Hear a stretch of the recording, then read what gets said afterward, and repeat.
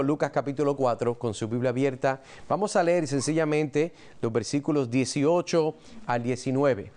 Lucas capítulo 4, versículos 18 al 19. Y dice la palabra del Señor.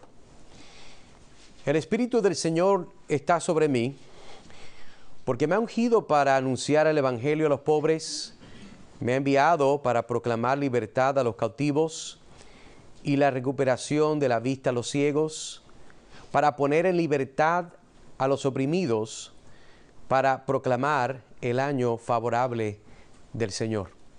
Se dice, estaba leyendo un artículo que hablaba de la importancia de poder vivir una vida con propósito. Una vida sin propósito, decía un artículo, no tiene sentido. Y aunque nosotros en el mundo, ¿verdad?, evangélico entendemos de que eso tiene una validez y tiene un peso, pero decía el artículo, mientras desarrollaba esta idea, decía estas preguntas. ¿Alguna vez ha temido vivir una vida sin sentido? Decía, si no es así, probablemente no sepa lo insoportable que es una existencia así. Imagínese no querer levantarse cada mañana, pero tampoco querer irse a dormir por la noche. Sin ganas de trabajar, sin ilusión por gastar, sin compañía de amigos de la que disfrutar y sin motivos para seguir viviendo, una mente en blanco sin nada en qué pensar. La falta de emociones, tanto negativas como positivas, nada que esperar. Si es claramente una vida totalmente que lleva a la depresión, eso es exactamente lo que uno acaba sintiendo sin un propósito en la vida. La falta de propósito significa falta de objetivos. Esto significa que nada le conduce a un destino final imaginario y literalmente no tiene a dónde ir. Le resulta absolutamente tortuoso estar en el camino y ni siquiera le gusta la ruta. Pero ¿por qué querría emprender un viaje a alguien así, de esta forma, que no tiene destino? Incluso si tiene objetivos, son muy aleatorios. Un objetivo contradice el otro. Usted está por todas partes sin ningún sentido de la dirección. Una vida sin propósito carece sentido total. Decidí comenzar con esta perspectiva porque cuando estamos hablando y nos enfocamos en esta última parte de lo que es el propósito del avenimiento, entendemos de que Dios no ha hecho las cosas sin propósito. Entendemos, si nosotros comenzamos desde el Génesis, de que Dios ha creado las cosas con una total intencionalidad, con una precisa y estratégica precisión. Y nada de lo que sucede está fuera de lo que es el control total de la soberanía de Dios. Pero el mundo que vive una vida que no tiene propósito es porque no tiene claridad de que hay un creador, de que usted es creación y usted se debe de someter a aquel nivel, a aquellos requisitos que el creador le ha dado a usted porque usted es una creación de él. El no tener propósito lo que va a causar es que siga viviendo una vida tipo cíclica donde se repiten casi las mismas cosas y a veces el mismo tiempo del año. Hay personas que en los marzos siempre, y no estoy hablando de una forma mística, pero como que en marzo siempre están en lo mismo. En junio están en lo mismo.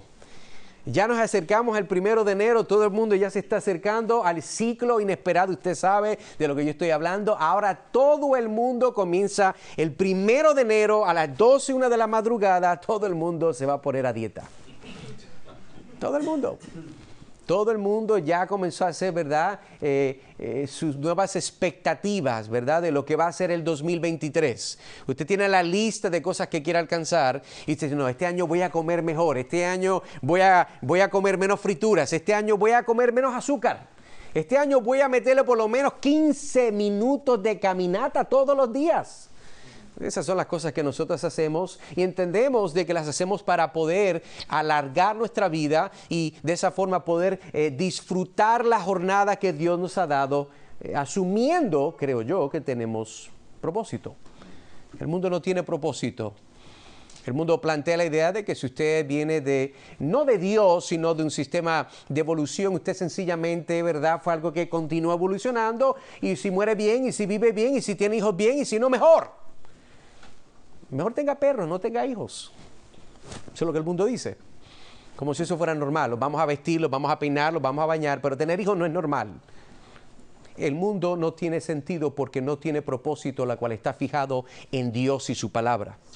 Entonces, lo que vamos a estar viendo en este verso de Lucas, si fuera a dar una idea principal, es esta: el propósito del advenimiento fue de anunciar el evangelio, proclamar libertad, poner en libertad oprimidos y proclamar el año agradable del Señor. Lo repito de nuevo: el propósito del advenimiento fue de anunciar el evangelio, proclamar libertad, poner en libertad a oprimidos y proclamar el año agradable del Señor. Y esto lo vemos específicamente de este texto en Lucas. El bosquejo nuestro sería uno muy sencillo que quisiera seguir. Prácticamente son dos puntos principales. El primero sería ungido para anunciar el evangelio. Ungido para anunciar el evangelio, lo vamos a ver versículo 18, esa parte, ¿verdad? A y B, donde dice: el Espíritu del Señor está sobre mí porque me ha ungido para anunciar el evangelio a los pobres. Segundo punto encabezado sería enviado para proclamar libertad y proclamar. ¿Cómo es eso? Dos veces. Sí, vamos a ver dos formas de proclamar. Eso es lo que el texto nos está diciendo. Pero entonces, entramos entonces viendo esta primera parte en Lucas capítulo 4, versículo 18. Leo de nuevo: el Espíritu del Señor está sobre mí porque me ha ungido para anunciar el evangelio a los pobres. Pero mientras vemos este verso, si no se ha acostumbrado, y entiendo que usted tiene su Biblia abierta porque estamos estudiando la palabra del Señor, quiero que vea algo conmigo rápidamente en ese texto. Una de las cosas que sí quisiera decir es: el propósito del advenimiento fue el resultado de la obra del Espíritu en la vida de Jesús para anunciar el evangelio. Eso es lo que estamos viendo directamente del texto. Y si fuéramos a hacer observaciones con el texto al frente suyo, una de las preguntas que podemos hacer para tratar de mejor entender y desarrollar lo que la palabra de Dios nos está diciendo es, número uno, es ¿por qué dice que el Espíritu Santo está sobre él? Eso obviamente teníamos que ver un poco más de cerca. Número dos, ¿qué significa la idea de ungir en este texto? Porque dice ahí que él ha sido ungido. Número tres, viendo este verso, ¿cuál es la conexión entre ser ungido y anunciar el evangelio? Si vamos a entender lo que el texto nos dice, son preguntas de observación que tenemos. Y por último, sugeriría una pregunta: ¿por qué Jesús dice que el anuncio es para los pobres solamente? ¿Será eso lo que está diciendo Jesús? ¿Será de que Jesús solamente está desarrollando una campaña, ¿verdad?, de justicia social para los pobres? Vamos a ver el texto de cerca para mejor entender qué es lo que Jesús está diciendo. Ahora, lo primero que sí debemos de ver es esta idea. Número uno, la primera contestación es esta parte del Espíritu del Señor está sobre mí. Es una cita la cual Jesús está sacando de Isaías. Capítulo 61, donde él está tomando, como quien dice, esta idea del profeta, y él ahora entonces está declarando ese texto y está diciendo: ese texto cuando fue escrito sí estaba hablando de algo, pero en realidad en este tiempo estaba hablando de mí. Por lo tanto, él dice: el Espíritu del Señor está sobre mí. Entendemos entonces de una forma sencilla que hay una cita del Antiguo Testamento. Entonces podemos continuar viendo el verso y ahora dice: porque me ha ungido. Y creo que es importante, si vamos a continuar a entender de qué es lo que Jesús está diciendo, qué significa ser ungido.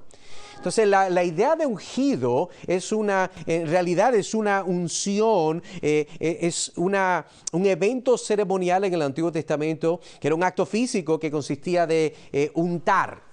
Una persona, ¿verdad?, se va a untar, ¿verdad?, una crema. Especialmente a las mujeres les gusta eso, ¿verdad?, que no tienen la piel dura. Eso es un poco, ¿verdad?, ofensivo. Una mujer que tenga una piel rústica como si fuera madera, eso jamás se puede aceptar. Entonces la idea de untar. Entonces el Antiguo Testamento nos habla de lo que es esta idea de ungir o de ungir, frotar o verter aceite sagrado sobre la cabeza de alguien o sobre un objeto, como símbolo externo de que Dios había elegido y apartado a la persona u objeto para un fin específico.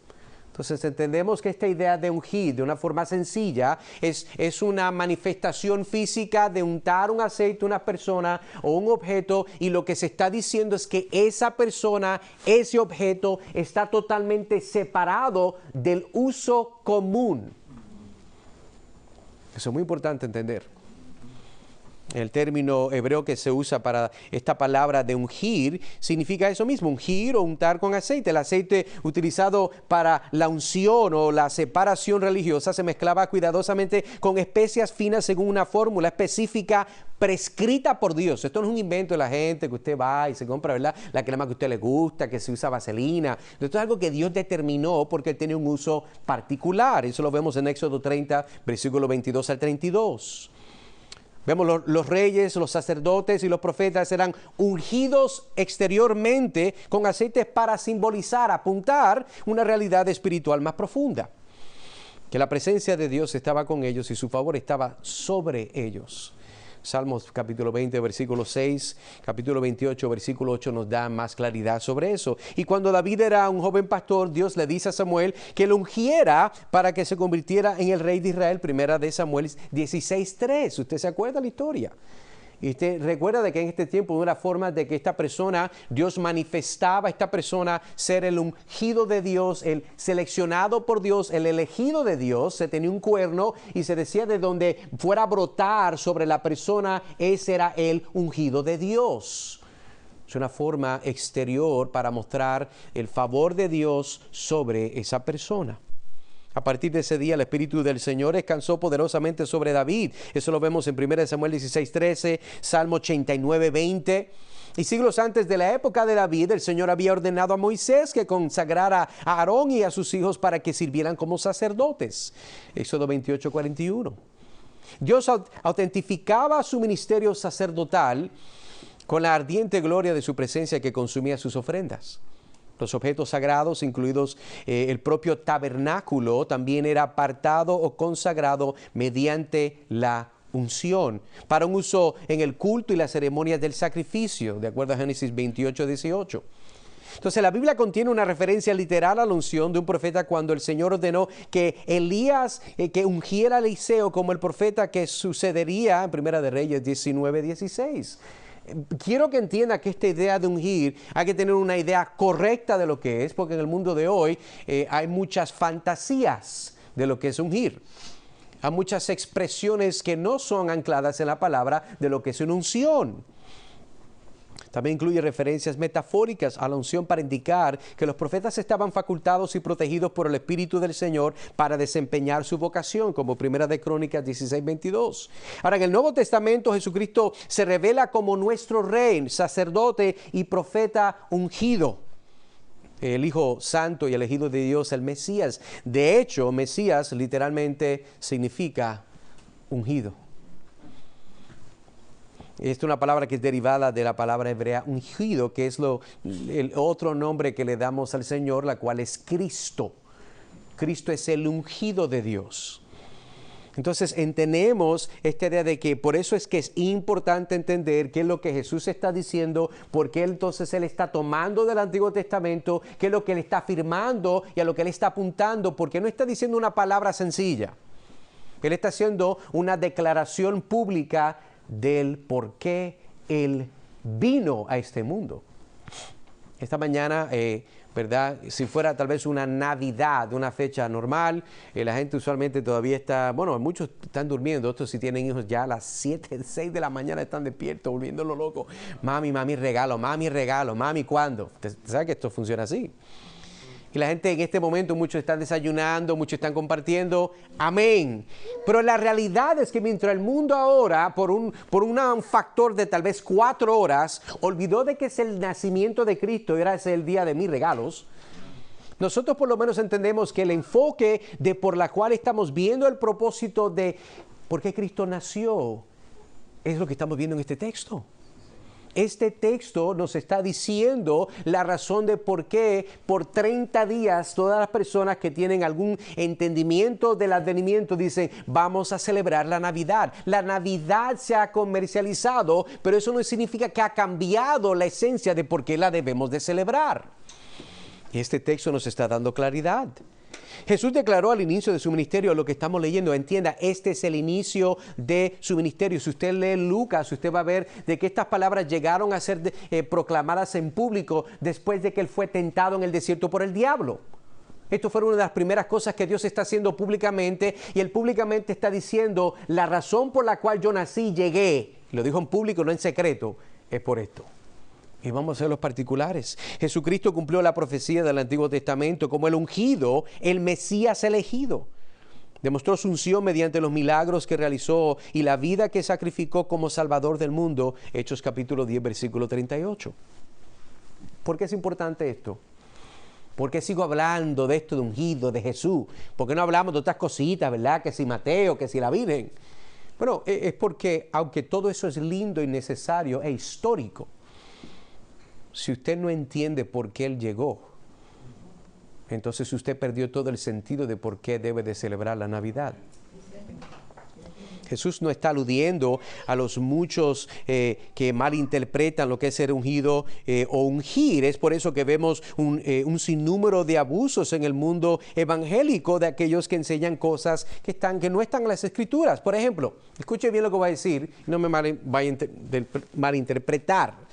Yo sé que, ¿verdad? Hay lugares donde tenemos una buena intención y vamos, por ejemplo, alguien tiene una casa nueva y lo vamos a ungir. Esa es esa expresión, ¿verdad? En el mundo evangélico. Vamos a ungir un carro nuevo, vamos a ungir los niños. Es posible que tomar algo que es simbólico, el problema no es el simbolismo. Aún nosotros hoy vamos a tomar la Santa Cena. El pan y el vino no es literalmente la sangre de Cristo, no es la carne de Cristo, aunque tal vez una perspectiva católica herégica dice que lo es, la cual significa que estamos resacrificando a Cristo todos los domingos. El Señor reprende al diablo, eso es herejía. Podemos tomar algo que es simbólico y abusar de lo que dice, porque lo queremos aplicar de una forma que no es bíblica. Es lo mismo que con el ungir. No hay problema de decir, bueno, Señor, bendice nuestro nuevo hogar, Señor, bendice nuestro carro, que sea de bendición para ir al trabajo, para ir a la iglesia. Pero no es que hay algo particular y lo vamos a ver. Por ejemplo, usted ha escuchado este verso, Santiago capítulo 5, versículo 14. Dice, ¿está alguien entre ustedes enfermo? Hace la pregunta. Que llame a los ancianos de la iglesia y que ellos oren por él, ungiéndolo, frotándolo con aceite en el nombre del Señor. No hay problema con eso. El problema es cuando alguien piensa de que si no hay aceite nada va a pasar. Eso es lo que estoy diciendo. El texto, si lo lee, no implica de que lo que causa la sanidad es el aceite.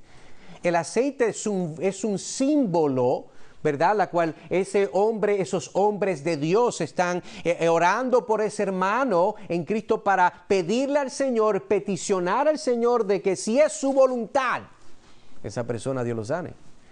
Hermano, ¿cómo usted puede decir si es la voluntad de Dios? Sí, porque hay personas que dicen, no, Dios que te quiere sano, rico, próspero, de todo. Entienda bien, hay un balance. Si ese fuera el caso, entonces hubieron muchos apóstoles que fueron cristianos porque ellos no experimentaron sanidades. ¿Se acuerda cuando Pablo le decía a Timoteo, yo sé que tú tienes problemas estomacales, por eso debes de tomar un poco de vino, porque tienes problemas? ¿Por qué no sencillamente lo sanó? Hay tantos eventos en la palabra. El asunto es que esto se usó como un símbolo. Lo que sana una persona no es el aceite. Lo que valida el llamado de un ministerio no es el aceite cuando ungen un ministro. Eso es lo que lo hace real. ¿Usted imagina que vayan a ungir a una persona, no tenga aceite, a alguien se le olvidó? Por ejemplo, ese día no, de verdad no hay ungimiento. No, es un símbolo. Eso no valida, no le da peso. Eso es muy importante entenderlo. Entonces, ya que entendemos hasta cierto nivel lo que la palabra de Dios explica e identifica lo que es ungir o ser ungido y por qué alguien era ungido, podemos continuar con el texto con la meta de ver la conexión entre la unción, ¿verdad?, y el propósito particular en este verso. Es importante recordar que esta porción de Escritura es una de las cuales es citada en el Antiguo Testamento. ¿Se acuerda que le dije que está en Isaías 61:1? Se lo voy a leer. Y dice, el Espíritu del Señor está sobre mí, porque me ha ungido el Señor para traer buenas nuevas a los afligidos. Me ha enviado para vendar a los quebrantados de corazón, para proclamar libertad a los cautivos y liberación a los prisioneros. Esto no son palabras que Jesús inventó. Estas son palabras que Jesús está citando, que fueron inspiradas por el Espíritu Santo, apuntando a una realidad que iba a definir el propósito del Mesías. Es importante entender que cuando Jesús está citando este verso de Isaías 61, Él está claramente interpretando que este texto era uno la cual tenía una interpretación para los que recibieron este mensaje del profeta Isaías, pero también tendría una interpretación, explicación en este momento en particular, después de las tentaciones que sufrió en el desierto con Satanás. Eso es lo que está diciendo el Señor. Entonces vemos, entendemos lo que es, ¿verdad? Esa idea del Espíritu Santo está sobre mí. Entendemos que esto es una cita del Antiguo Testamento. Entendemos y hablamos de lo que es el ungir. Pero entonces continuamos con el próximo elemento porque dice, Él fue ungido para llevar, ¿anunciar qué? Buenas nuevas, el Evangelio. Ahora, a mí me da gracia porque en el mundo de hoy, una de las cosas que muy poco se habla por este error categórico que dice, mira, todo el mundo sabe el Evangelio, todo el mundo sabe que Jesús vino, obviamente estamos en la Navidad. No, mire, todo el mundo no sabe. Si todo el mundo supiera y entendiera, el Espíritu Santo estuviera salvando más personas, pero a la falta de claridad del Evangelio es la razón por la cual las personas no son salvas, de verdad, de la forma que quisiéramos ver conversiones. Eso causaría avivamiento. Lo menos que usualmente en las iglesias se apunta o se alude o se habla es el Evangelio. Se habla de 10,000 otras cosas. Del Evangelio no. No se apunta, no se menciona. Asumimos que el más ignorante lo conoce. Y mire, yo aprecio, ¿verdad?, el buen sentido de querer pensar que la gente entiende algo, pero entendemos de la claridad, lo que Dios salva. Dice que el Evangelio, decía Pablo en Romanos, el Evangelio es el poder de Dios para salvación. En otras palabras, si el Evangelio es lo que Dios usa, el medio por la cual Dios entonces va a salvar y transformar, ¿no cree que sería importante hablarlo, repetirlo, explicarlo? Y por la cual el Espíritu Santo transformaría la vida de muchas otras personas. Pero aquí está el truco de la magia, el engaño del diablo. Como todos sabemos lo que es, no es importante recordarlo, no es importante mencionarlo, no es necesario, ¿verdad?, coordinarlo con lo que enseñamos, porque todo el mundo lo sabe. Decía un pastor una vez de que si el sermón suyo nunca apunta a la cruz, es un sermón que no funciona, no sirve. Si la palabra de Dios es inspirada para poder redarguir, para corregir, para enfrentar, para instruir en justicia, entonces esa justicia tiene que ser explicada del Dios de justicia, porque entonces no hay mensaje de justicia, sino es la palabra de Dios. En griego esta palabra, evangelio, buenas noticias, aparece 93 veces en la Biblia, particularmente en el Nuevo Testamento, y está hablando de esta palabra, es la raíz de las palabras, por ejemplo, evangelista, evangelio, evangélico, esa idea. El Evangelio es un sentido amplio, el conjunto de las Escrituras. El sentido más estricto de esta palabra, el Evangelio, es las buenas nuevas sobre Cristo y el camino a la salvación. Entonces la clave de entender el Evangelio es saber, escucha bien, ¿por qué? Cuando decimos por qué es entender propósito, sentido, esencia. Entender el Evangelio hay que entender por qué es una buena noticia, pero para entender la buena noticia entendemos de que hay una mala noticia. Entonces la ley del Antiguo Testamento fue dada a Israel en tiempos de Moisés, Deuteronomio 5:1, y se puede pensar en la ley como una vara de medir. Y el pecado es cualquier cosa que no llega a ser perfecta según el estándar de Dios. Y la exigencia de justicia de la ley es tan estricta que ningún ser humano podría seguirla perfectamente, ni en letra ni en espíritu. A pesar de nuestra bondad o nuestra maldad en relación con los demás, todos estamos en el mismo barco espiritual. ¿Cuál es ese? Se lo explico. Hemos pecado. Y el castigo por el pecado es la muerte, es decir, la separación de Dios, la fuente de la vida. Romanos 3:23, ¿se acuerda? Por cuantos todos pecaron, están destituidos de la gloria de Dios. Note que no dice por si algunos o la mayoría. Todos es una absoluta seguridad. Aun los que no han nacido, sí, también ellos van a pecar porque son descendientes de Adán.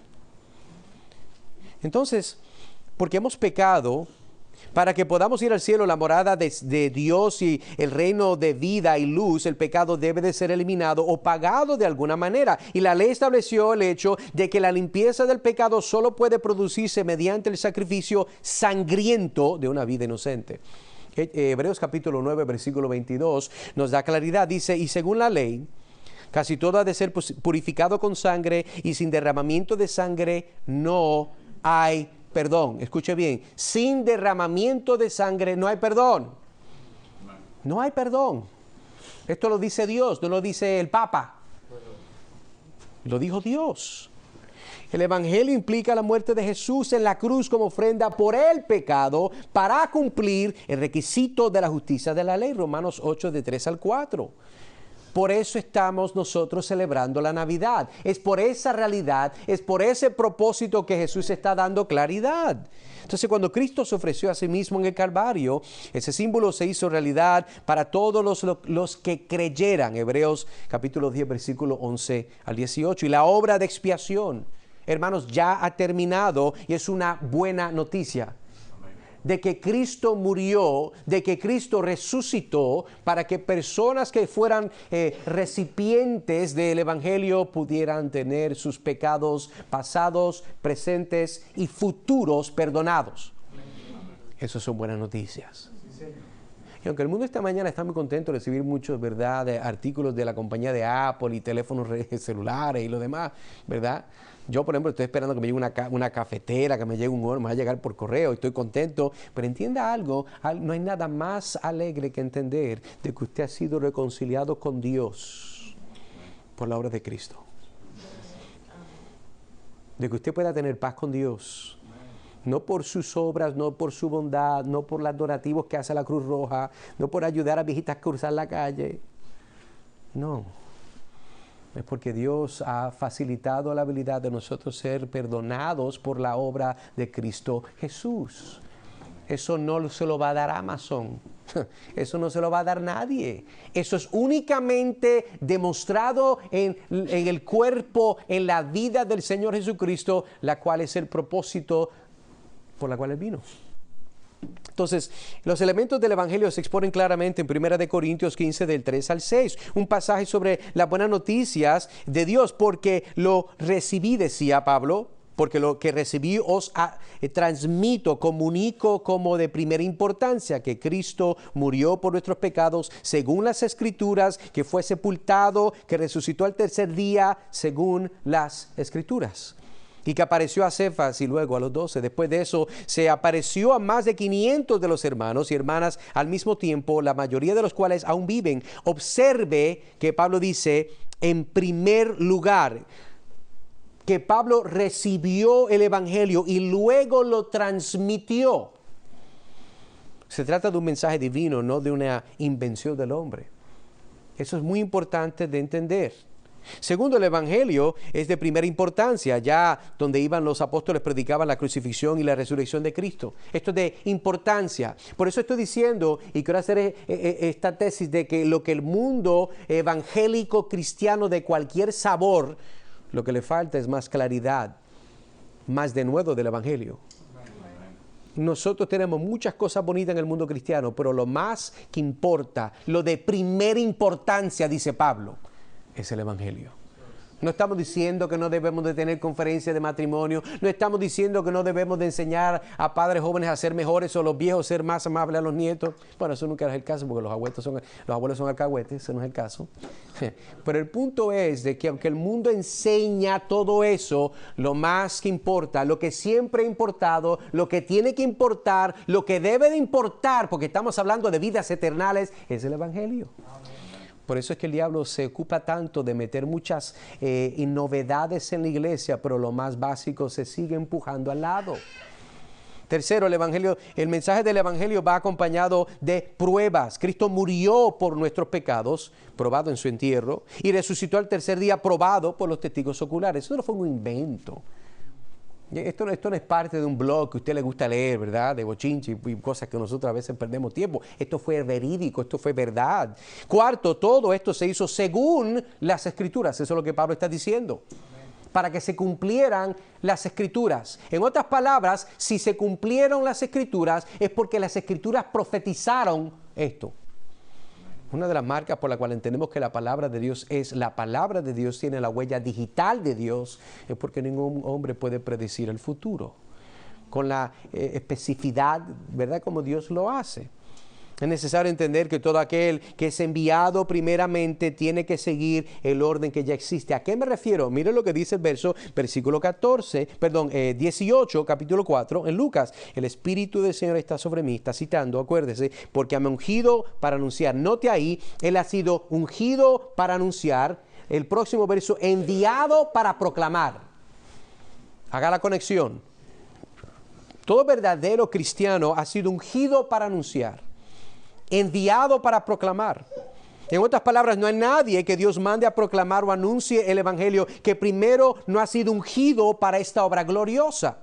Entendemos que la forma del Nuevo Testamento, una persona es ungida, es con la llegada del Espíritu Santo. Y esto es importante, esencial de entender, porque el Espíritu Santo fue dado no solamente para tener poder para anunciar el Evangelio, sino que el Espíritu Santo es la evidencia que ha sido ungido por Dios, separado por Dios, para predicar y proclamar el Evangelio.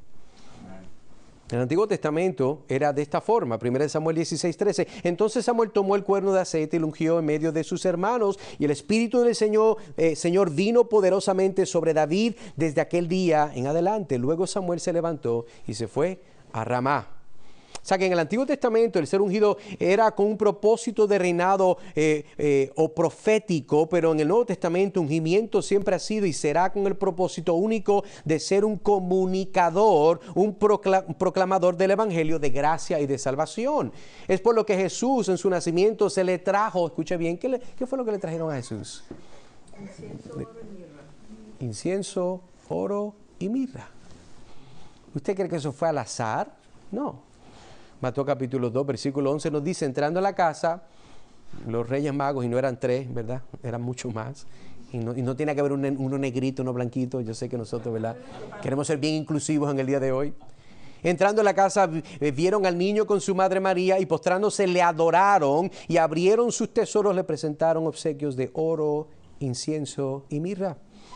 Dios nos da el Espíritu Santo para poder predicar el Evangelio con denuedo y autoridad de Dios. Esto es importante de volver a nuestra frente, de mantener esa idea al frente. Dios te salva para que proclames las buenas noticias, que los hombres pueden ser, escuchen bien, reconciliados con Dios el Padre por la obra magnífica que hizo su Hijo Jesucristo en la cruz por pecadores como nosotros. Pero vemos de que aún Jesús, cuando le llevaron estos regalos, le estaba dando un regalo profético. Él se le dio algo que iba a pasar. Él no solamente era rey, por eso se le dio oro, sino que se le da incienso, porque él sería, recuerde, Jesucristo tenía 3 funciones. Él era, ¿verdad?, profeta, ¿qué más? Sacerdote, ¿qué más? Y rey. Esos 3 regalos apuntaban a las funciones que él iba a llevar a cabo. Entonces, aún de públicamente decir lo que está diciendo en el templo, él en el día de su nacimiento, su padre le manda regalos. Alguien puede decir, ¿verdad? Mira, un buen caso para regalarle a sus hijos. No creo que esa es la razón teológica para dar regalos, pero creo que sí vemos de que porque Dios, mire, cuando Dios da, Dios siempre da. Dios ama, por lo cual Dios ama, Dios da. La Biblia dice, Juan 3:16, de tal manera, de la forma que Dios expresa su amor soberano al mundo, es mandando a Cristo. No tiene que ser la Navidad para entender eso. Esa es una verdad muy profunda y muy real. Dios da porque amó. Pero el amor de Dios es particularmente en una área, era con el enfoque de redimir aquello que se había perdido en el Edén. Por eso es que estamos hablando del propósito del advenimiento. Por cierto, la razón por la cual dice que fue ungido para anunciar el Evangelio a los pobres no es porque está fiándose de un grupo demográfico socioeconómico, sino que está hablando de una posición espiritual. Sí, está hablando de un aspecto de que hay gente pobre, pero está hablando de una pobreza que es mucho más allá del dólar, mucho más allá de cualquier moneda internacional.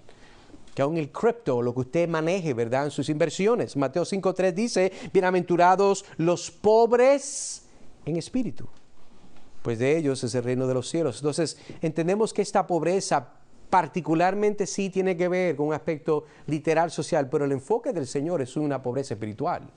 Por eso que el texto nos está diciendo lo que Él está compartiendo con nosotros. Mire lo que dice, me ha enviado, ¿verdad?, que fui ungido para proclamar, para anunciar a los pobres. Entonces vemos esta idea de lo que es ungido, vemos lo que es el Evangelio, porque Jesús está diciendo que su propósito y llamado es de llevar el Evangelio a los pobres. Pero ¿cuáles fueron los otros propósitos por la cual Cristo llegó a esta tierra? Dentro de esa sombrilla por la cual Él fue ungido. Vamos entonces a nuestro segundo encabezado, del versículo 18, parte C, podríamos decir, hasta el 19. Leo en voz alta Lucas capítulo 4. 18 al 19.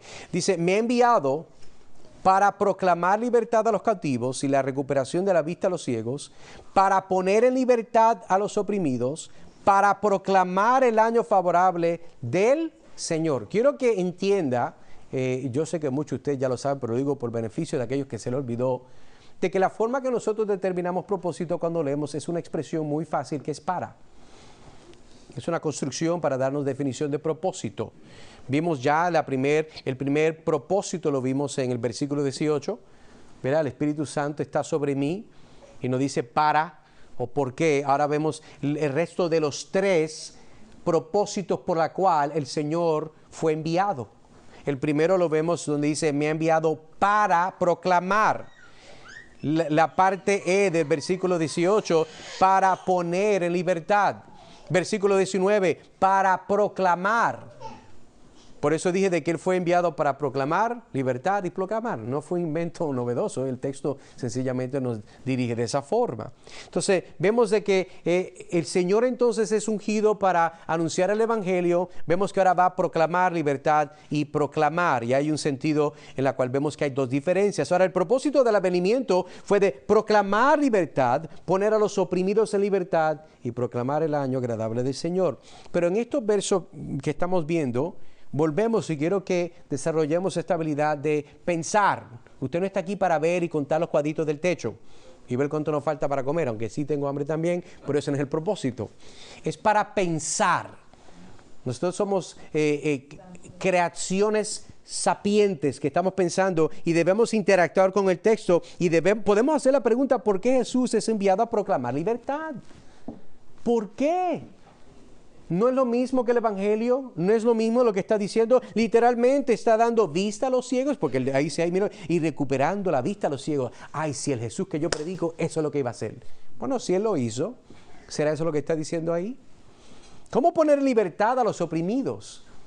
Aquí es donde muchas personas en lo que es el mundo secular de la justicia social les gusta coger versos y arrancarlo de su contexto para crear un pretexto que no es bíblico.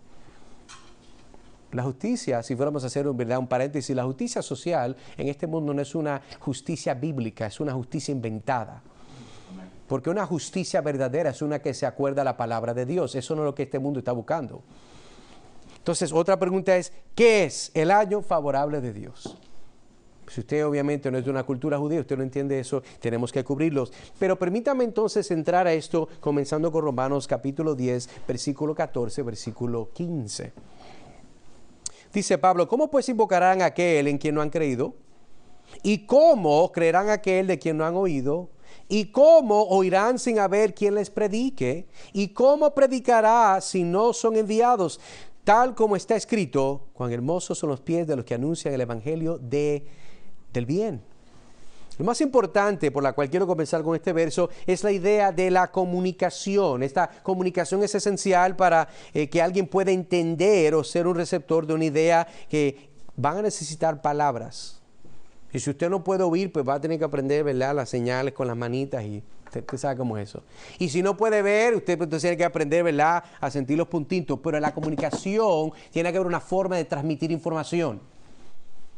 Por eso es que Jesús está continuando, el Espíritu Santo, mientras Lucas escribe y está redactando esto, dice que ahora va a continuar a proclamar. La forma por la cual Dios obra en la vida de las personas es proclamando, predicando. Esa es la forma que Dios funciona, esa es la forma que Dios ha determinado que se glorifica. Entonces, la palabra que Lucas está usando para describir un anuncio público o informar a contar en medio de varios, es la misma palabra que Jesús está usando en Mateo 5:20 cuando dice, y Él se fue y empezó a proclamar, dice el texto, en Decápolis cuán grandes cosas Jesús había hecho por Él y todos se quedaban maravillados. Lucas 9:60, deja que los muertos se entierren a sus muertos, le respondió Jesús, pero tú ve y anuncia por todas partes el reino de Dios. Gracias. Note que hay un énfasis espectacular por todas las escrituras de proclamar, de anunciar, de compartir, de comunicar.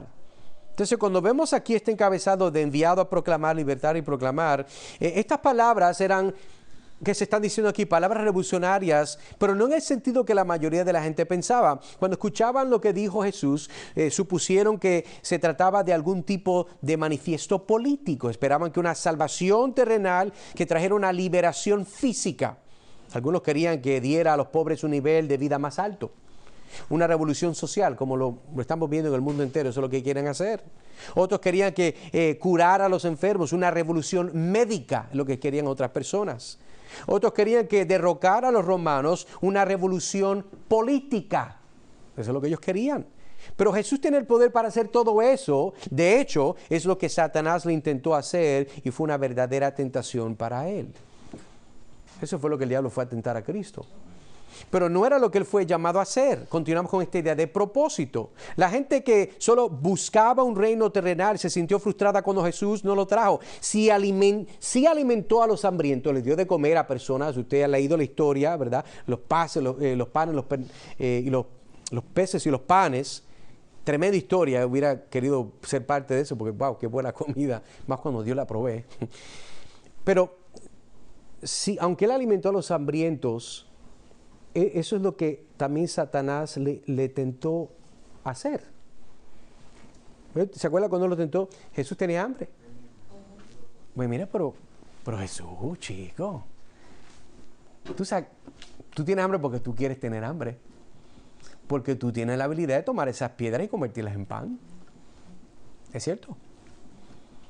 Pero la tentación fue una tentación porque Jesucristo podría hacerlo.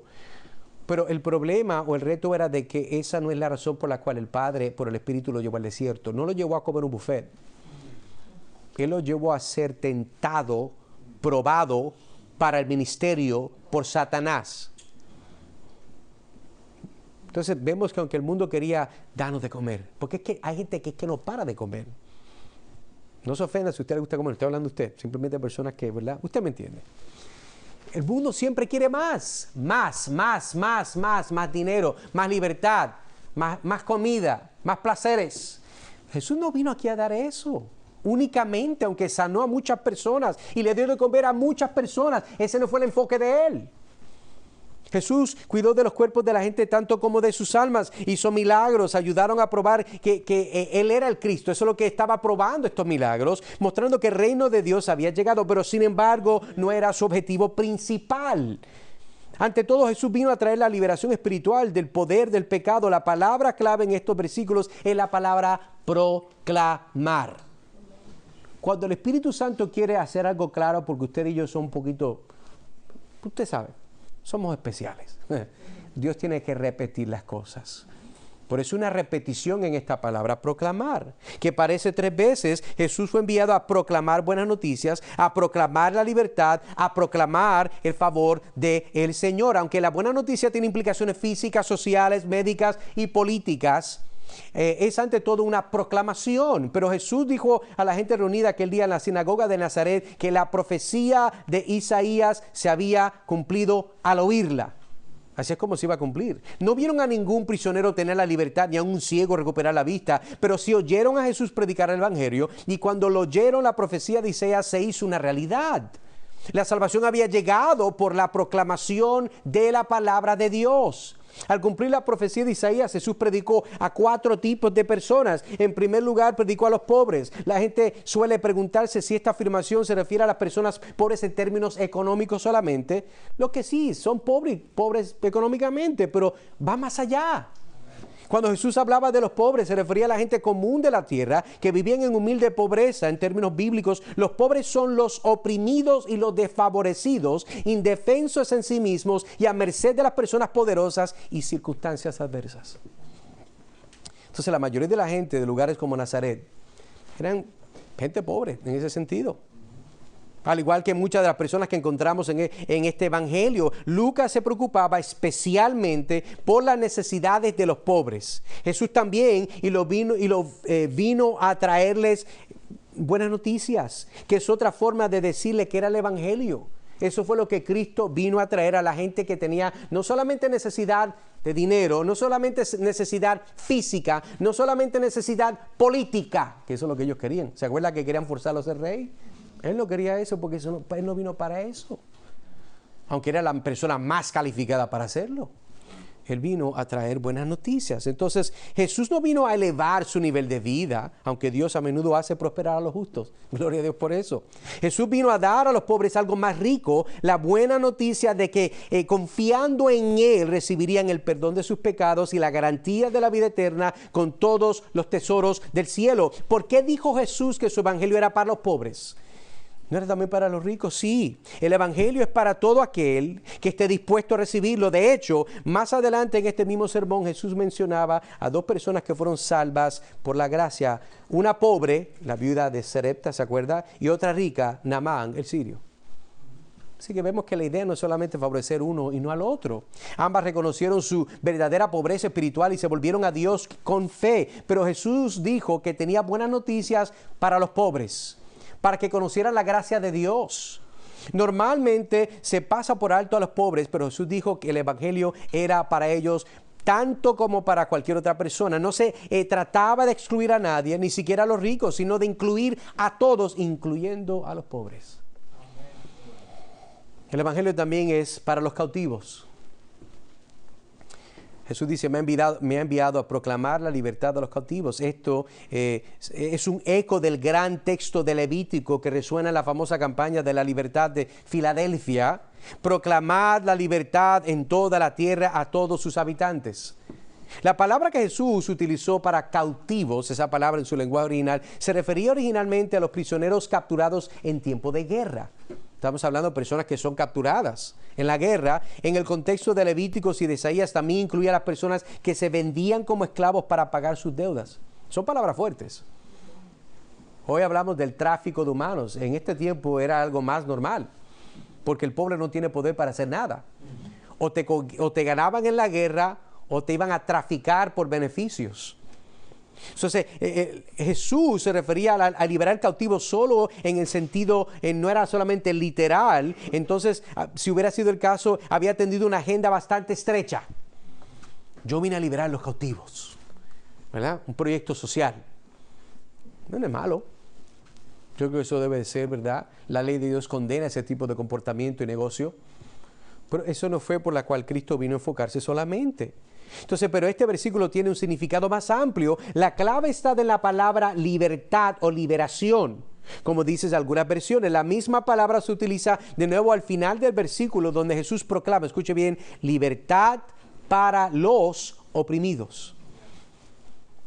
David Goodwin escribe, la palabra griega, liberación, en ambas ocasiones es un énfasis.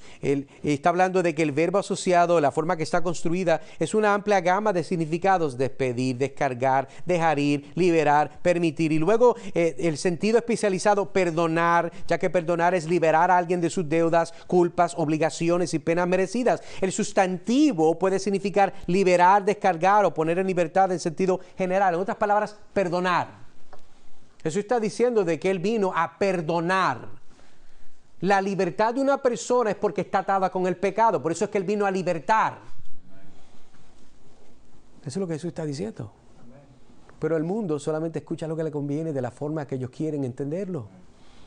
Y eso es lo que Jesús vino. Cuando tomamos la palabra de esta manera, y Lucas utiliza típicamente las diversas formas de esta palabra de libertad, él es lo que está diciendo es perdón. Por ejemplo, Lucas 1:77, Lucas 5:20, Lucas 7:47, vemos que Jesús se refería a la liberación más liberadora y emancipadora de todas, la liberación de la culpa mediante el perdón de los pecados. Aleluya.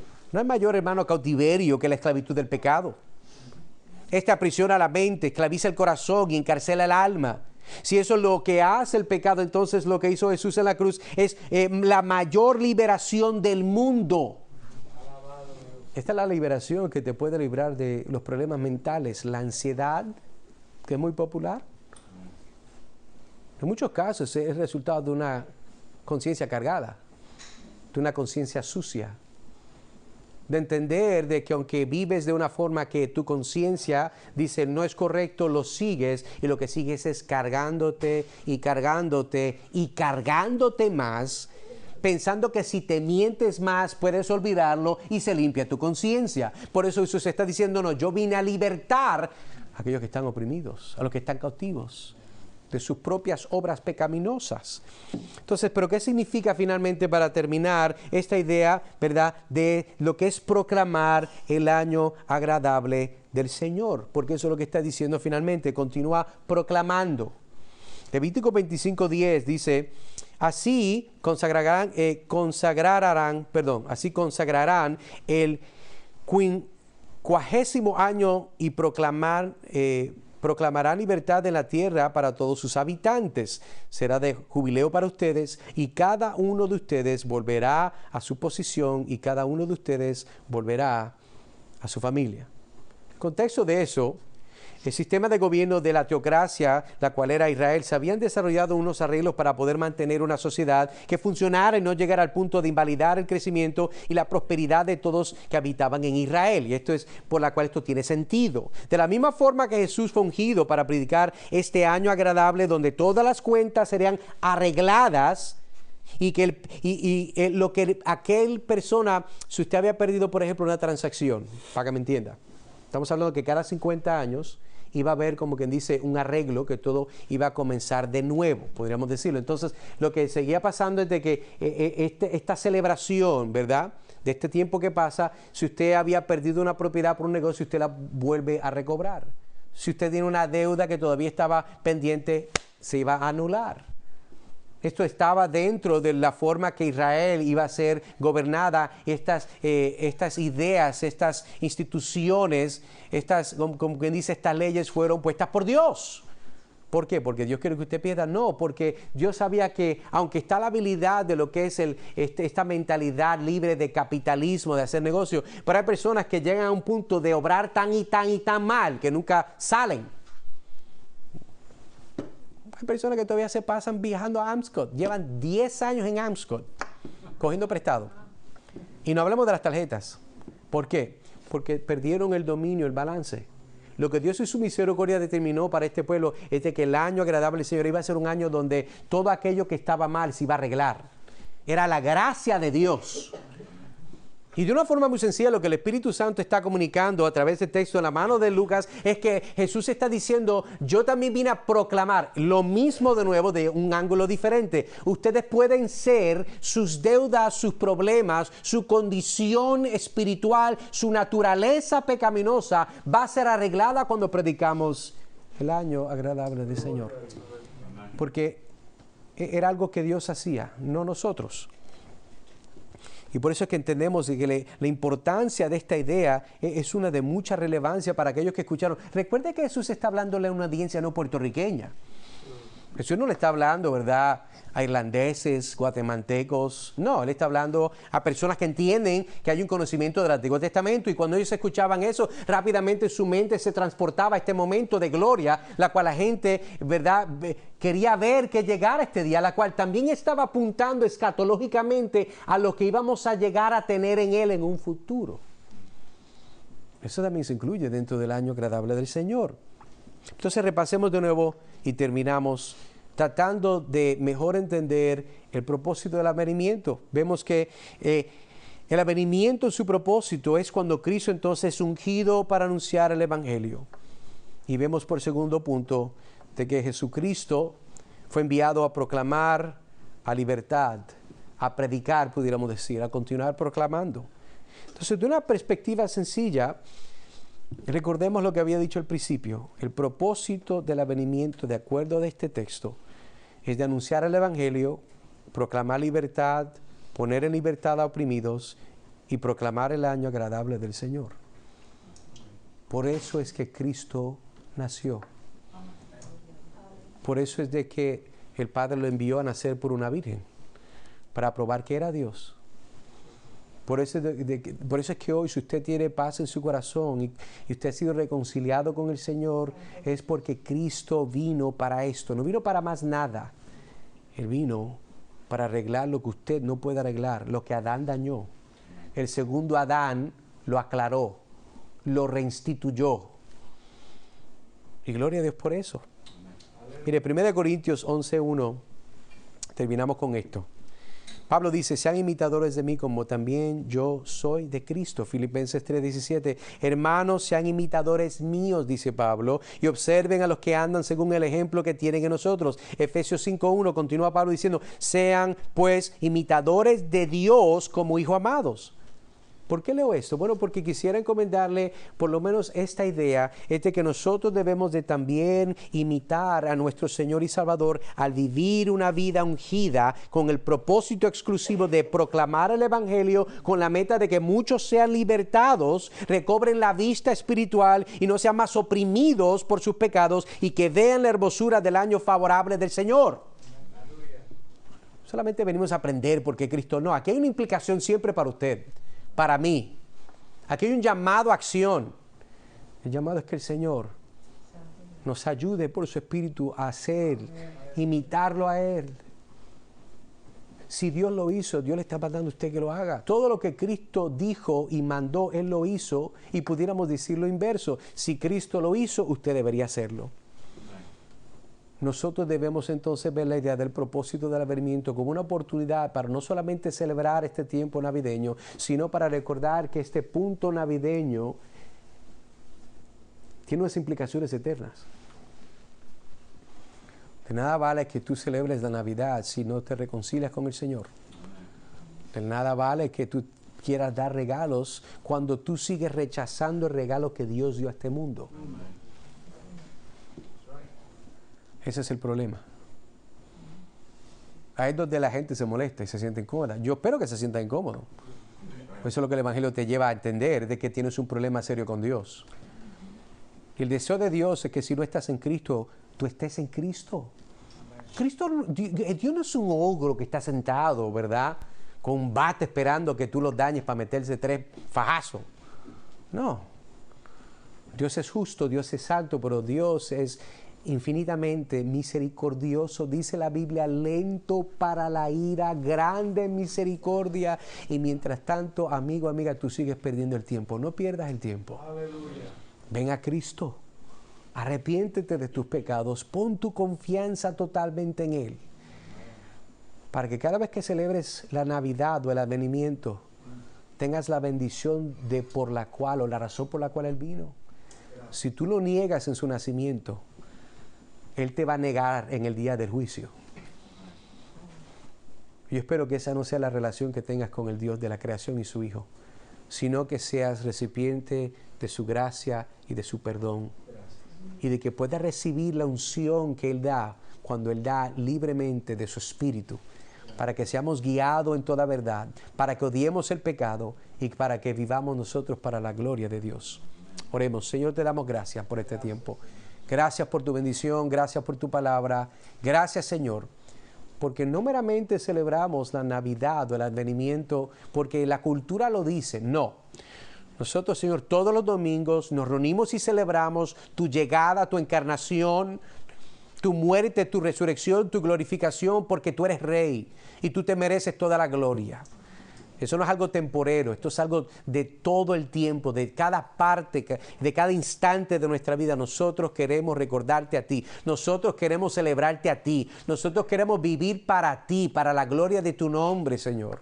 Plácete, Señor, tu Espíritu Santo nos continúe guiando y conformándonos más en la imagen de Cristo. Pedimos esto en el nombre de Él. Amén y amén.